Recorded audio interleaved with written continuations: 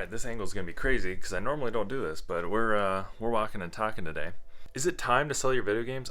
I feel like I see this topic coming up a lot.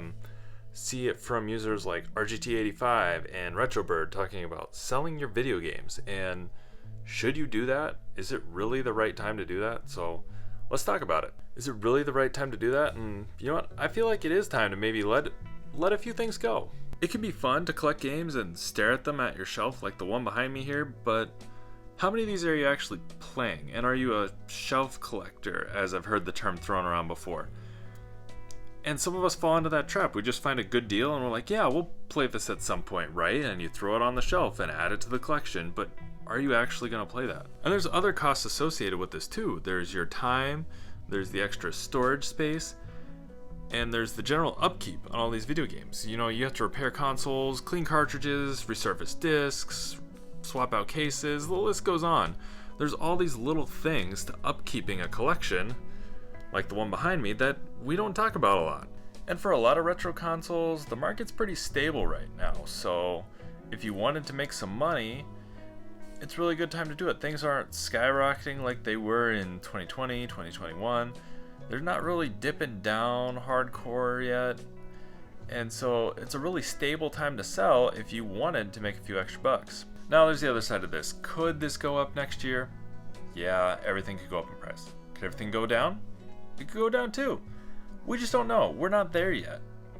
So what are the pros to selling? Pros are, you get some extra space, like on my shelf over here. I have some holes now that I get to fill in and reorganize a little bit. There's also the money, so you can get some money in return, or maybe you want to swap games and get a game you actually are going to play. But sometimes most people sell for the money, and that's where I'm thinking too, is I'm going to sell some games and get some cash back to use for some other things. Now I hear the other side too, where what if I can't ever get that game again? Is it really worth selling it now when there's a chance I'm never going to be able to find it again? Yeah, I get it.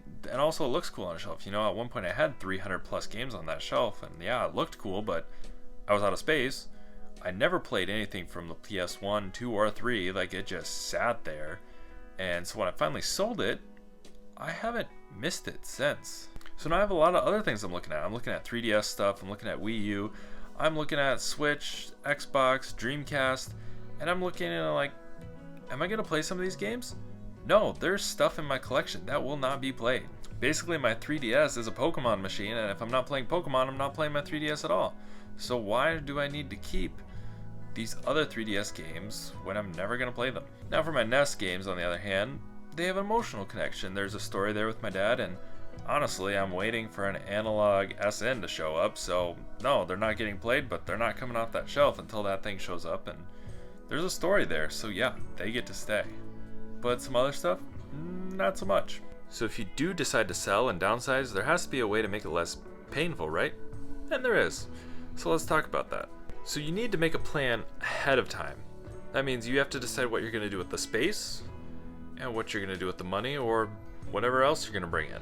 For me, it's easy. The shelf is emptier, and when I go to Midwest Gaming Classic at the end of March, I can add to the shelf and not be worried about filling up too much space. I have space now. I also am going to get some funds, so I'm going to have some money to spend at Midwest Gaming Classic, and also from the stuff I'm going to sell, I'm going to be able to put the money back into the channel and into other gaming things. I want to completely redo my game room, so I don't think I've really shown it off, but this is my current state of the game room.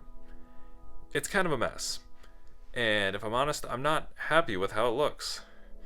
So I'm going to get all my stuff in one place now. I'm going to get my editing, my shooting, and my playing all in one space, because that's what I wanted this channel to be, is me playing games instead of just collecting and buying stuff. And I find that I'm buying more than I'm actually getting to play. So we're going to change that. And we're going to sell some of the stuff from the collection here just chilling on the couch, and hopefully put that money back into the channel and get a desk down here.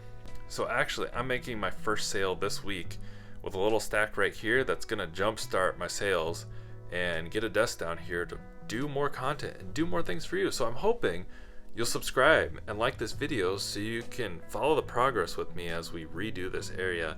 And I'm hoping we end up with something cool. Maybe not to the level of like one of those crazy TikTok ones, but at least something a little bit better. So, are you gonna sell?